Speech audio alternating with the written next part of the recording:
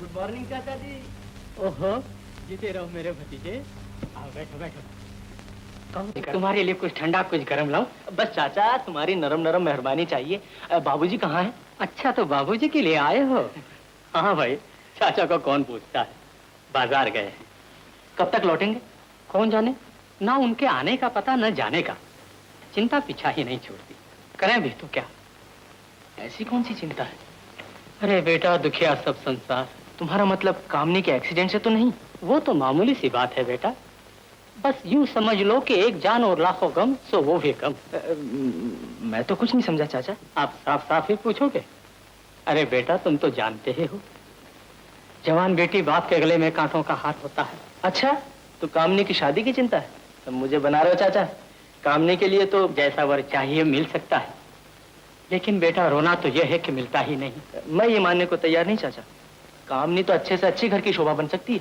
घर की शोभा ढूंढने के लिए आते तो बहुत हैं, लेकिन क्या? हमारी पगड़ी उछाल कर लौट जाते हैं।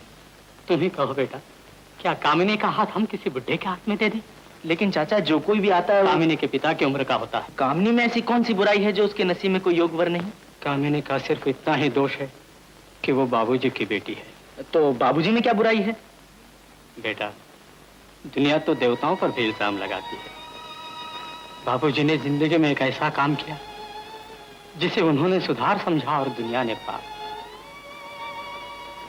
कामिनी की मां छोटी जात की थी, बाबूजी ने इंसानियत से काम लिया, समाज की झूठी जंजीरें तोड़कर इंसानियत को इज्जत बख्शी और शादी कर ली। तुम ही कहो बेटा, क्या आदमी को आदमी कहना पाप है? क्या छोटी बड़ी जात भगवान ने बनाई थी? क्या हर बड़ी जात वाला देवता है और छोटी जात वाला शैतान? सूरज की किरण जब फूटती है तो अमीर गरीब का घर नहीं है। चांदनी गंगा के पानी पर भी पड़ती है और अछूत के घर पर भी। फिर इंसान ने अपने रास्ते में ये दीवारें क्यों खड़ी कर दी? तुम चुप क्यों हो? क्या तुम भी जात पात को मानते हो? नहीं, मैं इन बातों को नहीं मानता। तो फिर बताओ कि इस घर में शोले क्यों भड़क रहे? क्या समाज इस दहकती हुई आग को कभी ठंडा होने न देगा? भुला दो मोहब्बत की बातें, भुला दो जो ख्वाबों में गुजरी वो रातें, भुला दो। किशोर, क्या खबर लाए? खबर यह है, अगर तुम बेखबर रहते तो अच्छा था। किशोर, मेरा दिल धड़क रहा है, तरसाओ नहीं, कहो ना, क्या खबर लाए? तो दिल थाम के सुनो बेटा। जिस कामनी के सहारे तुम अपनी ख्यालों की दुनिया बसा रहे हो, वो एक अछूत माँ की लड़की है। अछूत? जी हाँ। लेकिन मैं जात पात को नहीं मानता। मैं उसे अपनी बनाकर छोड़ू। ठीक है, तुम कामिनी को अपना बनाकर छोड़ोगे और उधर तुम्हारा गैरतमंद बाप तुम्हें अपनी जायदाद से लावारिस बनाकर छोड़ेगा। मैं मोहब्बत के लिए जायदाद कुर्बान कर सकता हूँ, लेकिन तुम मोहब्बत के लिए अपने माँ बाप की कुर्बानी नहीं दे सकते। लेकिन मैं उन्हें समझा तो सकता हूँ, मगर लकीर के फकीर समझने के लिए तैयार नहीं होंगे।